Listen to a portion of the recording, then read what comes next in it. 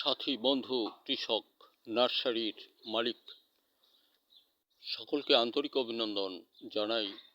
আশাবাদী সকলেই সুখ সমৃদ্ধ ভরে নার্সারির চাষাবাদ করে যাচ্ছেন।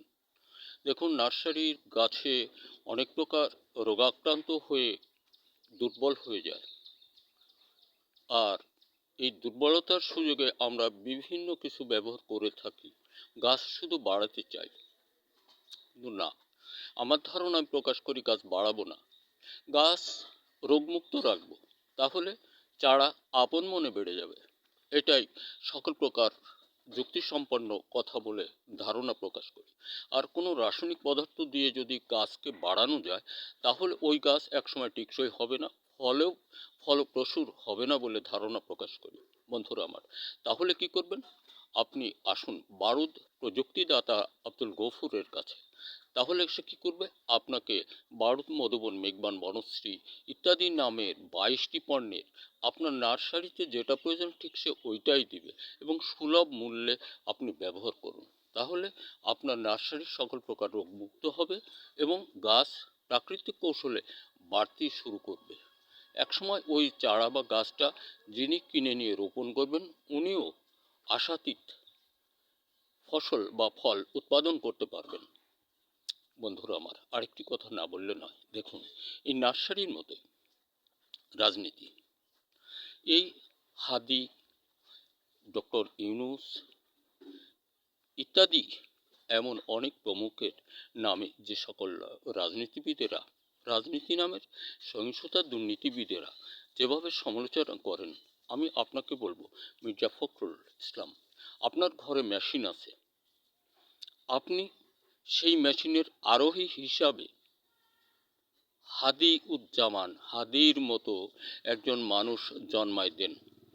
আপনার এখনো যথেষ্ট সময় আছে। মনে করি আপনার কথায় মনে হয় যে আপনি অনেক অনেক পারদর্শী, নির্বোধের মতো কাজ করেছেন। অতীত দিনগুলো আপনারা এক স্বৈরাচারকে সমর্থন দিয়েছেন, তাদের পা চেটে তাদেরকেও ওইখানে যেখানে নিয়ে গেছেন। এর দায়িত্ব আপনাদের দলটাও। কি করেছেন অতীতে? শুধু মানুষকে নিয়ে নিন্দা করেছেন, মানুষের হক অপহরণ করে অন্য মানুষের পকেট তুলে দিয়েছেন। এটাই তো করেছেন। আর শুধু গীবত করেছেন। আপনি কি জানেন একজন মানুষের 350 বাড়ি, 300 বাড়ি কোন কাজে লাগবে? কটা বাড়িতে আপনি ফখরুল ইসলাম ঘুমন? ওইসব নেতা নেত্রীরা কয়টা বাড়িতে ঘুমন এক এক রাত্রে? এগুলো 350 বাড়ি না, স্মরণ রাখবেন। বোধ করি 350 জাহান্নাম। প্রতিটা জাহান্নামের স্বাদ আপনাদেরকে আস্বাদন করতেই হবে। বেকুব দুর্নীতিবিদ ছিলেন আপনারা, এখনো দুর্নীতির আওতায় রয়েছেন।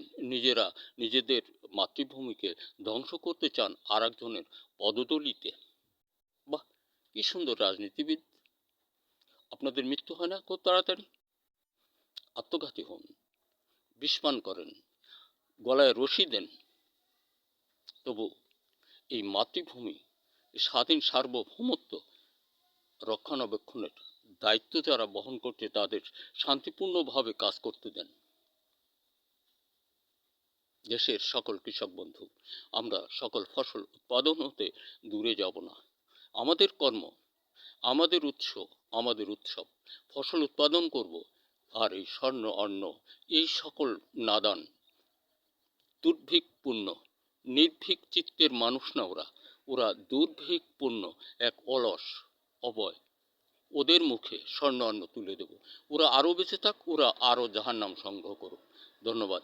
দেশের সকল ছেলেমেয়েরা তোমরা শান্তি চিতে স্বরচিত লেখার মতো স্বগবেষণায় তৈরি আবিষ্কারে মশগুল থাকো। দেশ বিশ্বকে কিছু দিতে চেষ্টা করো, তাহলে তোমার জন্ম সার্থকতা হবে। ধন্যবাদ। দেখা হতে পারে আবারও কোনো ভিডিওতে।